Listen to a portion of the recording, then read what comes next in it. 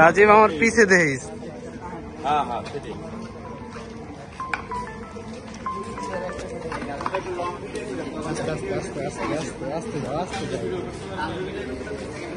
একটু লম্বা করে করো, আস্তে আস্তে।